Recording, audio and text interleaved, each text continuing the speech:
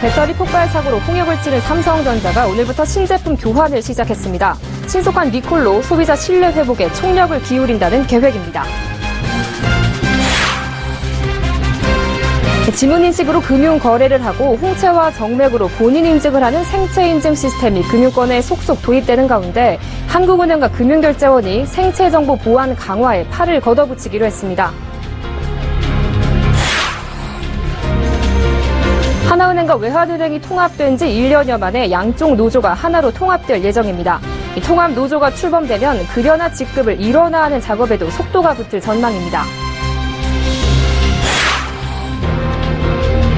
이른바 만능 통장이라 불릴 정도로 시행 전 기대가 컸던 개인종합자산관리계좌 ISA가 시판된 지 6개월이 지났지만 기대와 달리 실적은 저조한 것으로 나타났습니다.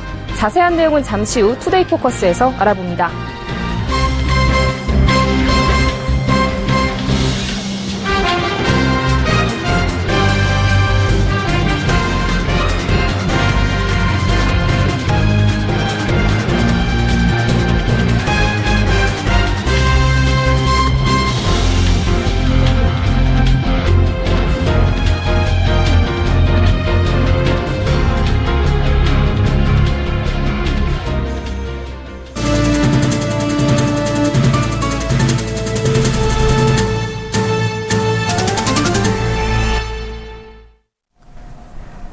여러분 안녕하십니까. 19일 월요일 생경제연장 오늘의 주요 뉴스입니다.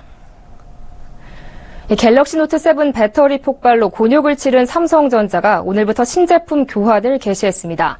삼성전자는 신속한 리콜로 부활을 꾀한다는 포부입니다. 보도에 이보경 기자입니다. 삼성전자의 갤럭시 노트 7 제품 교환을 시작한 오늘, 이동통신 3사 매장에서는 예약을 통해 교환이 이뤄지도록 해 우려했던 혼잡은 없었습니다. 만약에 한 번 더 이런 일이 일어나면은 그때는 아마 저도 돌아설 것 같긴 한데 핸드폰을 쓰면서 좋은 점이 많았고 그래서 저는 한 번 더 신뢰하고 바꾸기로 결정했습니다. SK텔레콤과 KT 고객은 30일까지 제품을 샀던 매장에서 새 제품으로 교환받을 수 있습니다. LGU 플러스 이용자는 내년 3월까지 전국 대리점과 판매점에서 교환이 가능합니다. 다음 달 이후부터 교환은 전국 180개 삼성전자 AS 센터에서 받을 수 있습니다. 이제 관심은 리콜 사태 이후 갤럭시 노트 7이 아이폰 7과의 경쟁에서 어떤 성적을 낼지로 모아지고 있습니다. 갤럭시 노트 7 흥행 돌풍이 배터리 폭발로 저지되자 프리미엄 스마트폰 시장의 경쟁은 심화되고 있습니다. 특히 최대 경쟁사인 애플의 아이폰 7은 출시 첫날부터 초도 물량이 소진되며 돌풍을 일으키고 있습니다. 삼성전자는 빠른 리콜로 신뢰 회복에 총력을 기울일 예정입니다. 첫날 약 10만 대를 시작으로 이후에 하루에 5만에서 6만 대씩 제품을 준비해서 40만 대 전체 물량이 사실 없이 교환될 수 있도록 준비에 만전을 기하겠습니다. 삼성전자는 이달 말까지 갤럭시 노트 7 새 제품 40만 대를 국내 이동통신사에 공급해 교환 절차를 원활하게 마무리하고 28일부터 판매를 정상적으로 재개할 예정입니다. 서울경제TV 이보경입니다. 지문만으로 간편하게 금융거래를 하고 홍채와 정맥 인식으로 본인 인증을 하는 이른바 생체 인식 핀테크 바람이 금융권에 불면서 생체 정보 보안의 중요성도 함께 높아지고 있는데요. 한국은행과 금융결제원 등 관련 기관들이 손을 잡고 이 생체 정보 보안 강화를 위한 표준안 마련에 속도를 내고 있습니다. 김성훈 기자가 보도합니다. 탁월한 편의성을 가진 생체 인증 시스템이지만 대체가 불가능하다는 생체 정보의 특성상 복제나 유출 사고가 생기면 그 피해는 더욱 커집니다. 이 같은 피해를 예방하기 위해 한국은행과 금융결제원이 생체 정보 호환 표준화 작업에 팔을 걷어붙였습니다. 현재 개인의 생체 정보는 휴대전화를 통한 지문, 홍채 인식 등의 경우 휴대전화기기 한 곳에만 저장돼 보안성이 낮습니다. 또 금융기관마다 생체 인증 기술이 달라 호환이 어렵기 때문에 매번 새로 등록해야 한다는 불편함이 있습니다. 이 때문에 생체 정보 보안을 담당하는 한국은행은 표준화 작업을 통해 개인의 생체 정보를 여러 조각으로 나누어 한 조각은 개인 스마트폰에, 나머지 조각은 별도 인증센터에 보관하다가 거래 시점에 생체 정보 조각을 결합해 인증하는 기술을 적용할 계획입니다.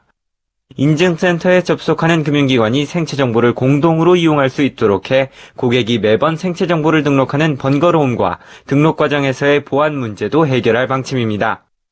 한국은행 전자금융부 관계자는 현재 금융정보화 추진협의회에서 업계의 다양한 의견을 수렴해 표준화 안건을 심의 중이라며 심의가 끝나면 금융결제원에서 생체정보 공동인증센터를 열고 본격적으로 시행할 예정이라고 밝혔습니다. 심의가 빠르게 진행되면 올해 안에 한두 곳의 은행이 생체정보 표준화 시스템에 참여하고 내년부터 단계적으로 확대돼 생체정보의 보안과 이용 편의성이 점차 높아질 전망입니다. 서울경제TV 김성훈입니다.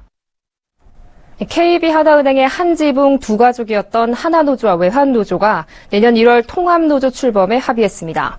하나은행과 외환은행은 1년 전 KB하나은행으로 합병한 뒤에도 노조는 물론 인사체계도 따로 유지해왔는데요.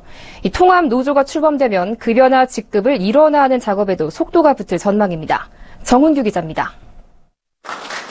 하나은행 노조와 외환은행 노조가 오늘 통합노조 출범에 합의하고 양행 출신 직원 간 급여와 직급 등을 빠른 시일 안에 일원화하겠다고 밝혔습니다. 애초 노사는 통합법인 출범 뒤 급여와 복지제도 등과 관련해서는 2년간 투트랙으로 기존 체제를 유지하기로 한 바 있습니다. 하지만 올 상반기 전산 통합과 교차 발령이 이루어지면서 출신에 따른 차별 대우가 길어질 경우 내부 불만이 커질 수 있다는 우려에 노조가 한 발 먼저 나선 겁니다. 조합원 사이의 차별을 해소하고 노동 조건을 개선시키고 전체 조합원의 권익을 향상시키는 데 있어 근본적인 한계에 봉착했음을 절감하고 있다. 양 노조는 앞으로 급여와 직급 일원화 과정에서 양행 출신 간 상호 이해를 최우선에 두기로 했습니다. 이를 위해 통합노조는 공동위원장 체제로 운영키로 했습니다. 하나은행과 외환은행 출신이 짝을 이뤄 2인 1조로 후보를 내는 식입니다. 노조는 급여나 직급을 일원화하면서 양행 기준 중 결코 낮은 수준에 맞출 수 없다고 밝혀 쉽지 않은 협상 과정을 예고했습니다. 빠른 시간 내에 임금, 인사, 기타 복리후생제도 등 기타 제도의 통합에 적극적으로 나서야 될 것입니다. 이 전제 조건은 근로조건의 저하라든가 이런 부분들은 절대 없어야 할 것입니다. 비록 협상 과정은 험로가 예상되지만 KB하나은행은 양 노조 통합으로 업계 예상보다 빨리 완전한 통합을 이룰 수 있는 계기가 마련됐습니다. 서울경제TV 정은규입니다. 최근 넓은 화면의 컴퓨터 모니터가 소비자들의 인기를 꾸준히 받고 있습니다. 엑셀과 파워포인트를 한 화면에 띄워놓고 볼 수 있고 게임을 하면서 인터넷 창을 나란히 띄울 수 있기 때문인데요. LG전자는 21대 9 비율의 울트라와이드 모니터의 특징을 살린 홍보 영상을 공개하며 소비자들의 이목을 끌었습니다. 박미라 기자가 보도합니다. 한 번 본 도시를 완벽하게 기억하고 그려내는 아티스트 스티븐 월셔. 세계적인 도시들에 이어 LG와 함께 서울을 그려냅니다. 스티븐 월셔는 서번트 증후군을 갖고 있는 영국의 천재 화가로 복잡한 장면들을 자세하게 기억한 후 한 번에 그려내는 걸로 유명합니다. 스티븐 월셔는 서울 여의도에 있는 LG 트윈타워에서 바라본 서울의 풍경을 가로 250cm, 세로 50cm 크기의 초대형 캔버스에 담아냈습니다. 단 한 번 서울의 풍경을 봤지만 서강대교에서 한강철교까지 약 3km 이르는 풍경을 마치 카메라처럼 단숨에 생생하게 표현해냈습니다. LG전자가 개발한 21대 9 화면비의 울트라와이드 모니터는 월셔가 그린 작품과 실제 한강의 모습을 동시에 보여줍니다. 울트라와이드 모니터는 가로 방향으로 길어 사진, 웹 디자인 등 미디어 작업은 물론 여러 개의 창을 동시에 띄워놓고 작업하는 멀티태스킹에도 적합합니다. 울트라 와이드 모니터는 가로 방향으로 길어서 사진이나 웹 디자인 등에 적합하고요. 또 여러 개의 창을 한 화면에 띄워놓고 작업하는 멀티태스킹 기능도 갖춥니다. 높은 고객 만족도에 힘입어 울트라와이드 모니터는 1년 전보다 글로벌 판매가 약 80% 늘었습니다. LG전자는 2012년 4분기 와이드 모니터를 출시한 이후 2013년부터 2015년까지 3년 연속으로 수량 매출 기준 모두 1위를 차지하며 프리미엄 모니터 시장을 선도하고 있습니다.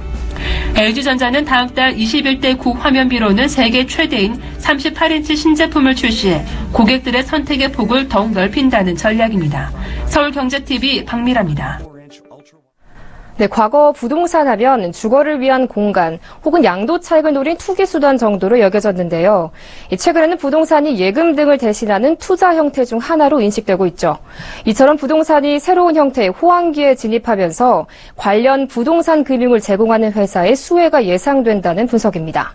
앵커 리포트입니다. 부동산이 단순한 주거 공간 혹은 투기 수단에서 예금 등을 대신하는 투자 형태로 주목받기 시작했습니다. 삼성증권은 최근 내놓은 보고서에서 부동산 시대는 끝났다라는 인식에도 불구하고 새로운 형태의 호황기에 진입해 있다고 분석했습니다.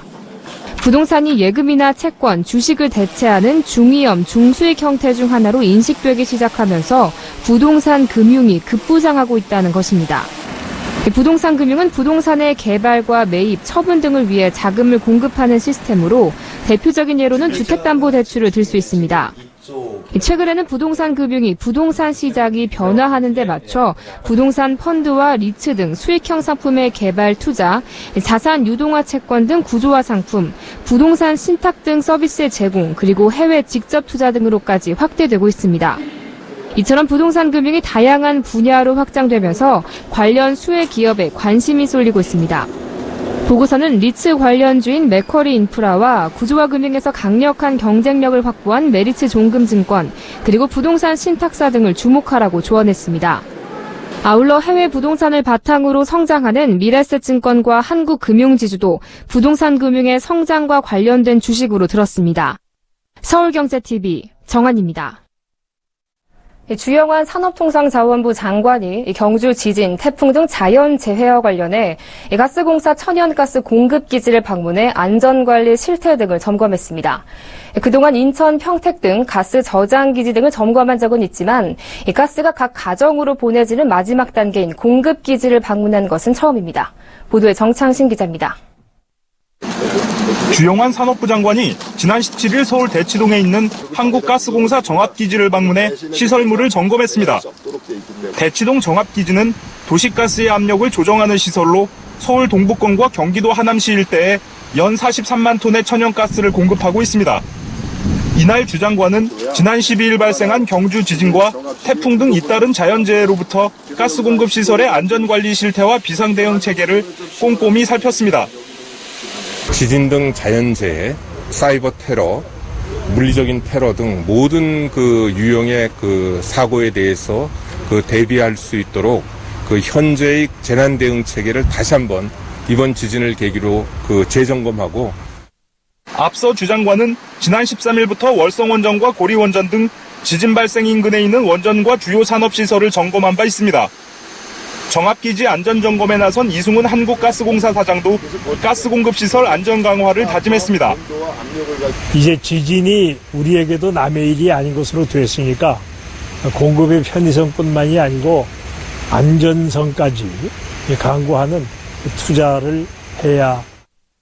안환기 가스공사 관리부사장도 원전과 화력발전 등을 점검한 후엔 가정 곳곳에 공급되는 도시가스 등의 안전점검이 필요하다고 덧붙였습니다. 한편 산업부는 지진 발생 이후 본부와 한전, 가스공사 등 산업부 산하 16개 재난관리 책임기관을 중심으로 비상대책반을 운영하고 있습니다. 서울경제TV 정창신입니다.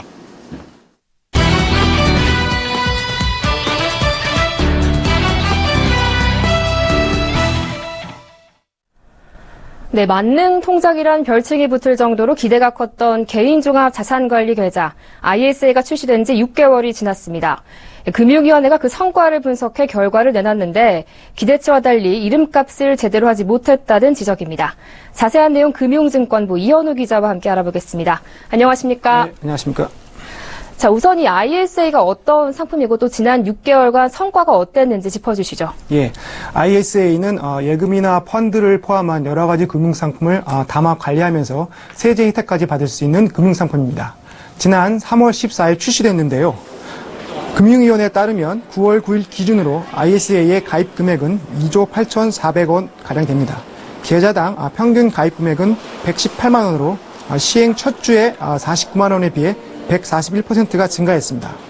앞서 나온 세제 상품인 재형저축이 출시 6개월간 1조 1,600억 원, 소득공제 장기 펀드가 1,100억 원 가량의 가입액을 기록한 것 비교하면 상당히 많은 자금이 몰렸다고 할 수 있습니다. 네, 그런데 최근 들어서 실적 부진 논란이 일고 있죠. 또 이 서민층을 위한 상품이라고 하는데 실제로 서민들이 많이 가입을 했습니까? 예. 현재 가입 계좌는 240만 개에 달합니다. 은행의 경우에는 217만 3천 개를 유치했고요. 증권사의 경우는 22만 7천 개를 개설했습니다. 문제는 만원 이하의 계좌 비중이 57%로 절반이 넘고 10만 원 이하의 계좌 비중이 78%에 달한다는 점입니다. 이러한 현상은 가입자들이 ISA의 실효성에 공감하지 못했기 때문인데요. ISA가 깡통 계좌라고 불리는 이유이기도 합니다. 무엇보다도 연봉 5천만 원 이하 서민형 가입자가 전체의 3분의 1에 미치지도 못하고 일반형 가입자가 서민형 상품의 3배에 달하면서 면세 혜택이 오히려 고소득층에 집중되는 것이라는 지적을 받고 있습니다. 특히나 신규 가입자가 대폭 감소하고 있는 추세인데요. 출시 첫 달인 3월에 120만 4천여 명에 가입했는데요. 이후에 신규 가입자는 4월에 57만 1,000명, 5월에 36만 3천 명, 6월에 22만 9천 명으로 줄어들고 있습니다. 7월과 8월에는 흐름이 더 꺾이면서 17,000명 수준을 유지하고 있는데 실적이 정말 미비한 상황입니다. 네, 사실 이 ISA 상품이 출시 전에 기대를 한 몸에 받았는데요. 이렇게 실적이 부진한 요인은 무엇일까요? 초기에는 금융기관들이 가입 경쟁이 붙으면서 적극적으로 나섰다가 어느 정도 가입자가 유치했다고 판단된 이후에는 마케팅이나 영업을 소홀히 하는 것이 주요 원인이고요. 이후에는 수익률이 생각보다 높지 않으면서 소비자들의 관심이 소홀해진 것도 한몫을 했습니다. 석 달 평균 수익률이 1%도 안 되는 상품이 부지기수입니다. 여기에다 지난달 금융당국이 수익률 오류를 밝히면서 소비자들의 신뢰도가 바닥으로 떨어지고 3년에서 5년의 의무 가입 기간 역시 부담으로 작용하고 있습니다. 네, 그렇다면 이 ISA 실적 부진과 관련해서 금융당국은 어떤 대책을 가지고 있습니까? 금융위원회는 우선 수익률 공시 오류를 바로잡기 위해서 이달 말 2차 수익률 공시를 발표할 계획입니다. 또 세제 혜택을 확대해서 수익성을 제고하고 가입자 저변을 넓히겠다는 계획입니다. 현재는 IS 계좌를 5년 유지하면 순이익 200만 원에서 250만 원 사이는 비과세를 하고요. 추가 수익에는 9.9%의 분리과세를 적용하고 있습니다. 금융위는 이보다 더 많은 세제 혜택 방안을 담은 법 개정안을 준비 중인데요. 당초 올해 세제 개편안에 포함시키려고 했지만 여의치 않아서 내년에 반영할 계획입니다. 그러나 문제는 국민의 재산을 늘린다는 취지에 부합하기 위해서는 좀 더 근본적인 처방이 필요하다는 지적입니다. ISA의 연착륙을 위해서는 당국이 당장 해야 할 일로 세제 혜택을 외형적으로 확대하기보다는 내실을 다질 필요가 있다는 지적들이 많이 나오는데요. 대부분 계좌를 유치하기 위해 제시됐던 약정 수익률이 한참 모자른 데다 부동산 등 대체 투자 상품에 비해서 수익률이 낮아서 좋을 것이 없습니다. 여기에다 수익률 공시조차 10개 중에 3개는 엉터리라서 ISA에 가입하고 싶은 마음이 생기지 않을 것이라는 게 전문가들의 분석입니다. 즉 수익률이 나쁜데 세제 혜택이 확대된다고 투자가 늘어날 리 없는 것입니다. 따라서 수익률을 제고하고 불안전 판매 차단 등 신뢰 회복이 우선돼야 할 것입니다.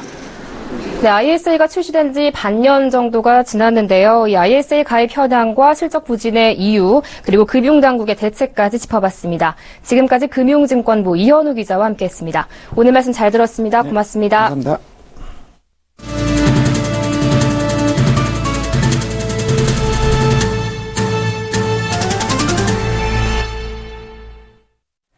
재계 5위 롯데그룹의 신동빈 회장이 내일 2천억 원대 횡령, 배임 등의 혐의로 검찰에 소환됩니다. 검찰은 신 회장의 소환을 기점으로 3개월 가까이 진행된 그룹 비자금 수사를 마무리하겠다는 입장입니다. 검찰은 신 회장이 지난 3개월간 수사 과정에서 드러난 계열사 간 지분 거래를 통한 그룹 차원의 비자금 조성 의혹이나 계열사들의 비자금 조성 의혹 등의 책임이 있다고 판단하고 있습니다. 검찰은 신 회장을 피의자 신분으로 불러 배임, 횡령, 탈세 혐의를 확인한 뒤 사법 처리 방향을 정할 예정이라고 밝혔습니다. 롯데는 그룹 창립 70년 만에 전무후무한 경영 공백 사태를 눈앞에 두고 있습니다. 롯데 안팎에서는 향후 일본 경영진과 주주들의 영향력이 커질 것이라는 전망이 벌써부터 나오고 있습니다. 티몬에 이어 옥션도 신차 판매에 나서면서 본격적으로 온라인 자동차 쇼핑 시대가 열릴지 주목됩니다. 온라인 쇼핑 사이트 옥션은 26일 낮 12시부터 쉐보레 더 뉴 아베오 10대를 선착순 한정 판매한다고 밝혔습니다. 옥션 관계자는 영업점이 아닌 한국 GM 본사와 직접 제휴를 통해 자동차를 온라인으로 판매하는 것은 이번이 처음이라고 강조했습니다. 이번에 옥션이 판매하는 모델은 더 뉴 아베오 세단 LT로 기본 가격은 1,779만 원입니다.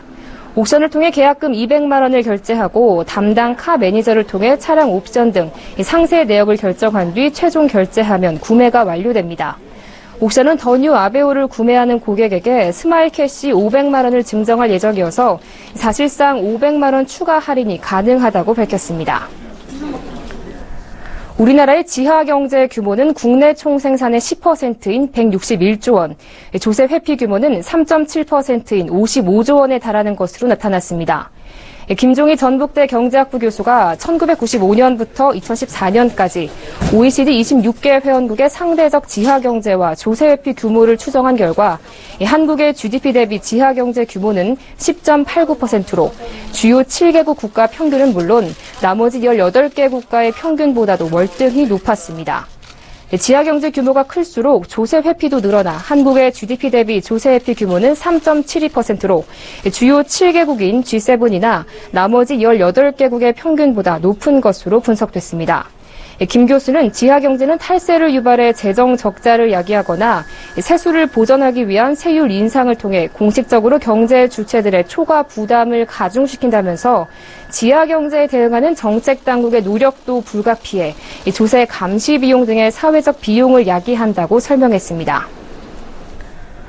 저축은행들이 고객이 원리금을 제대로 갚고 있는 정상 대출 채권을 대부업체에 팔아넘기지 못하게 됩니다.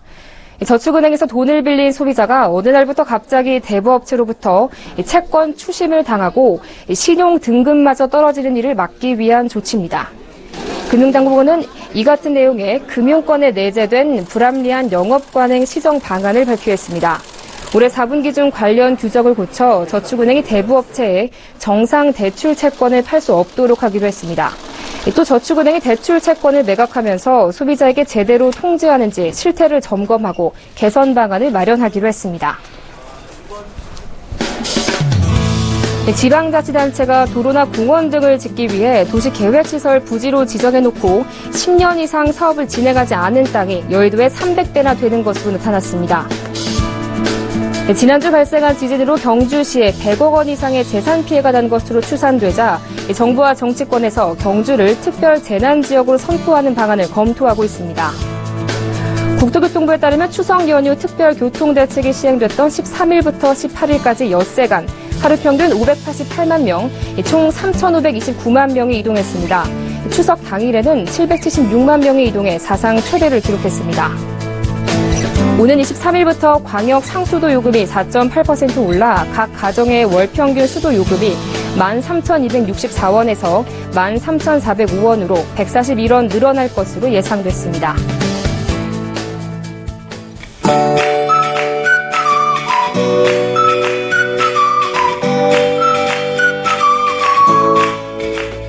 안녕하세요. K웨더 라이프스타일 예보 최씨입니다. 현재 제16호 태풍 말라카스는 서귀포 남쪽 약 430km 부근 해상에서 북동진하고 있습니다. 이 태풍의 간접 영향으로 동해안과 경남 남해안, 제주도에는 비바람이 불고 있고요. 현재 남해상에는 태풍특보가 내려진 곳도 있습니다.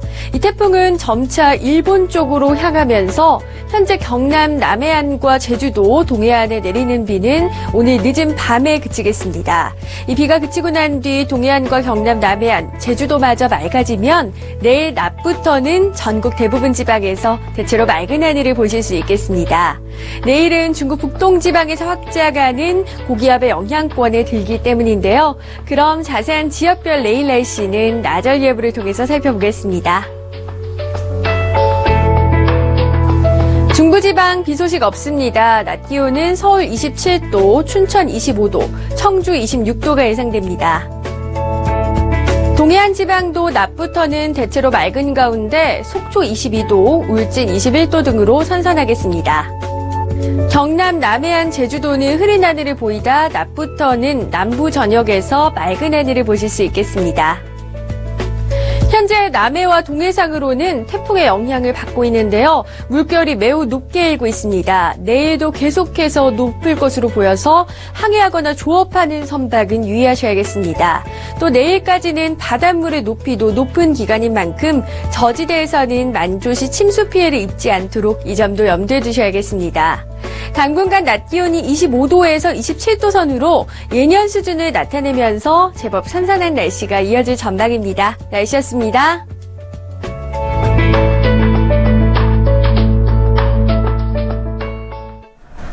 넷센 경제 현장 오늘 준비한 소식 여기까지입니다. 시청해주신 여러분 고맙습니다.